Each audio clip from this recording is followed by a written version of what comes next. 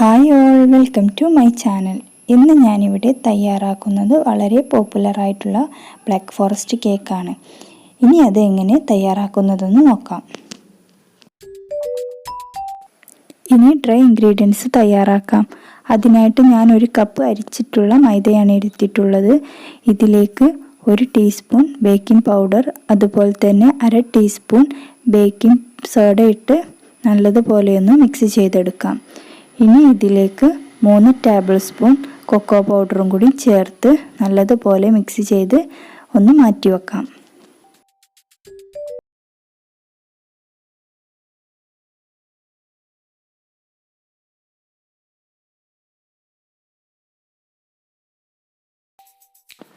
ഇനി dry ingredients ചേർക്കാനുള്ള batter തയ്യാറാക്കാം. അതിനായിട്ട് ഞാനൊരു 6 മുട്ടയാണ് എടുത്തിട്ടുള്ളത്. ഇത് നല്ലതുപോലെ ഒരു ബീറ്റർ വെച്ച് ബീറ്റ് ചെയ്തെടുക്കാം.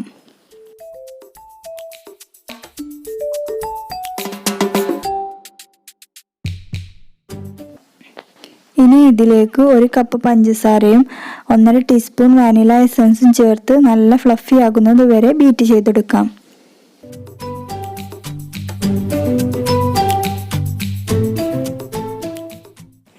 ഇത് നല്ലതുപോലെ ബീറ്റായി വന്നിട്ടുണ്ട്. ഈ രീതിയിലാണ് നിങ്ങൾ ബീറ്റ് ചെയ്തെടുക്കേണ്ടത്. ഇനി മൈദയുടെ മിക്സ് നമുക്കൊന്ന് ഫോൾഡ് ചെയ്തെടുക്കാം. അതിനായിട്ട് വിസ്കോ അല്ലെങ്കിൽ ഫോർക്കോ അല്ലെങ്കിൽ ഇതുപോലത്തെ സ്പാച്ചിലൊക്കെ വെച്ച് നിങ്ങൾ ഫോൾഡ് ചെയ്തെടുക്കണം.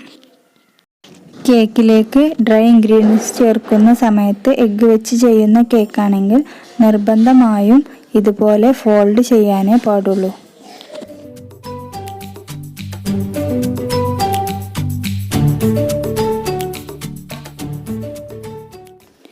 ഇനി ഇതിലേക്ക് 2 ടേബിൾ സ്പൂൺ വെജിറ്റബിൾ ഓയിൽ ഒഴിച്ച് നല്ലതുപോലെ ഒന്ന് മിക്സ് ചെയ്യാം.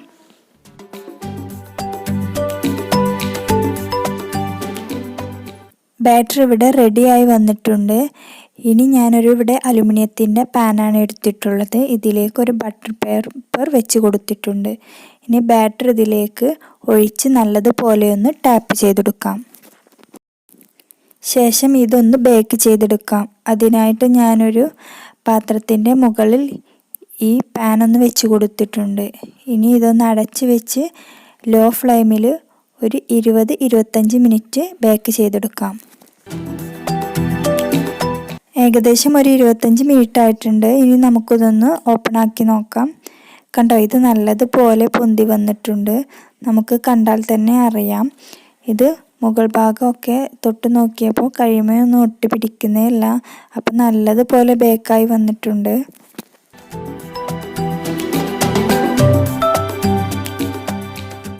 ഇത് നല്ലതുപോലെ ചൂടാറി വന്നിട്ടുണ്ട്. ഞാൻ ഇതുപോലെ ഒരു കത്തി വെച്ചിട്ടാണ് ഞാൻ ഇതിൽ നിന്ന് അടർത്തിയെടുക്കുന്നത്. ചൂടാറിയതിന് ശേഷമാണെങ്കിൽ പെട്ടെന്ന് തന്നെ നമുക്കിതിൽ നിന്ന് അടർത്തിയെടുക്കാൻ പറ്റും.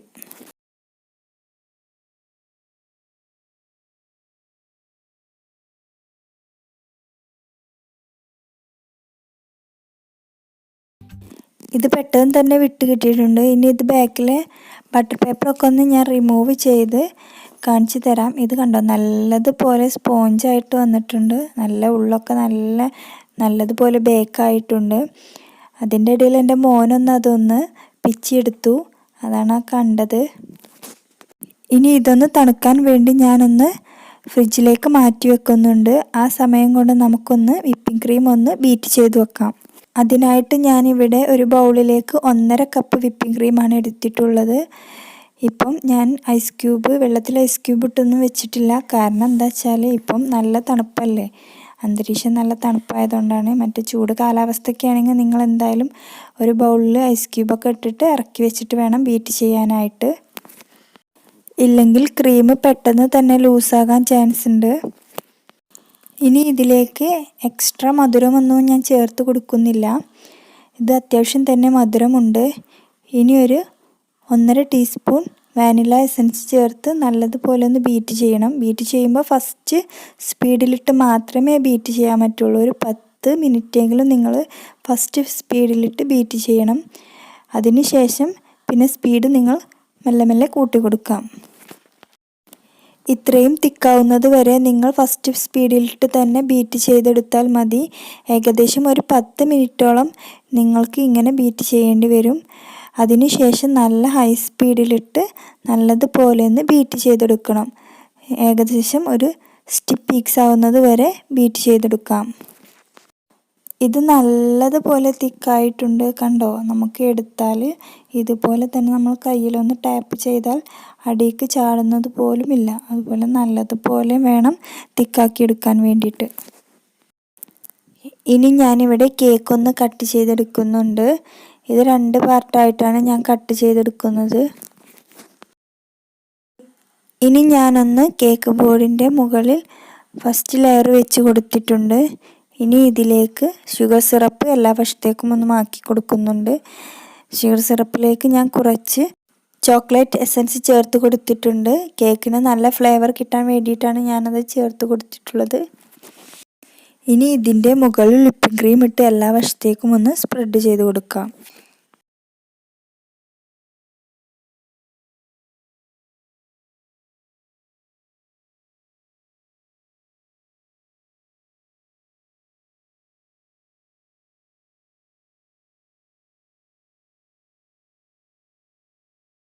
ഞാൻ ഇതിൻ്റെ മുകളിൽ ചെറുതായിട്ട് കട്ട് ചെയ്തിട്ട് ചെറീസും കൂടി ഇട്ട് കൊടുക്കുന്നുണ്ട്.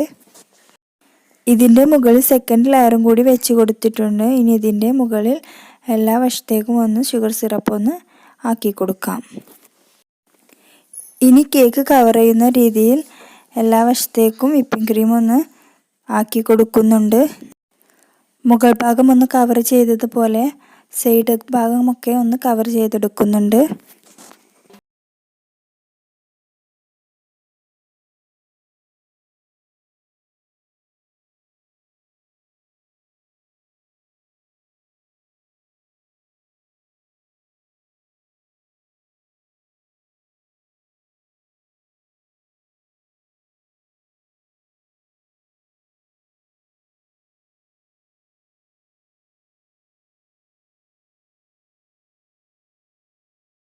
ഇതിൻ്റെ എല്ലാ വശം ക്രീം കവർ ചെയ്തെടുത്തിട്ടുണ്ട്.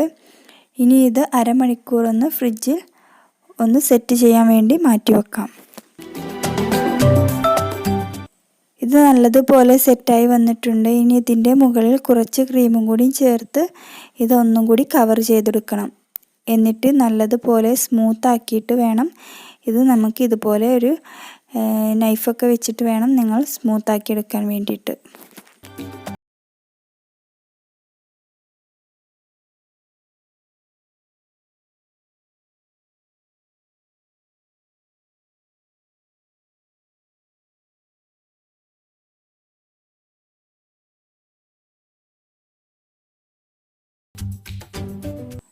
ഞാൻ പൈപ്പിംഗ് ബാഗിലേക്ക് കുറച്ച് വിപ്പിംഗ് ക്രീം ചേർത്ത് കൊടുത്തിട്ടുണ്ട്.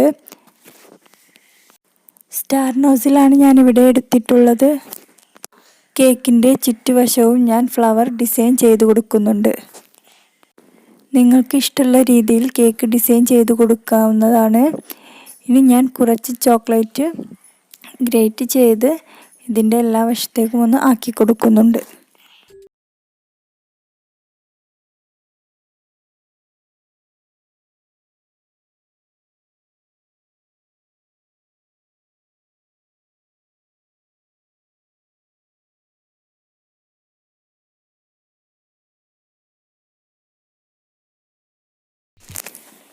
ഇതിൻ്റെ അടിഭാഗം ഒന്ന് ഞാൻ ചെറിയ നോസിൽ സ്റ്റാർ നോസിൽ എടുത്തിട്ട് ഒന്ന് ഡിസൈൻ ചെയ്ത് കൊടുക്കുന്നു.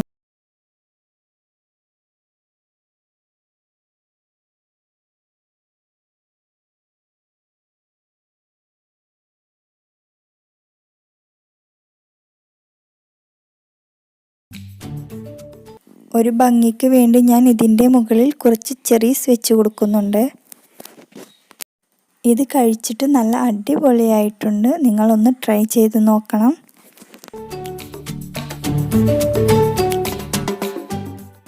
നിങ്ങൾക്ക് എൻ്റെ വീഡിയോ ഇഷ്ടപ്പെട്ടെങ്കിൽ ലൈക്ക് ചെയ്യുക, കമൻറ്റ് ചെയ്യുക, സബ്സ്ക്രൈബ് ചെയ്യുക.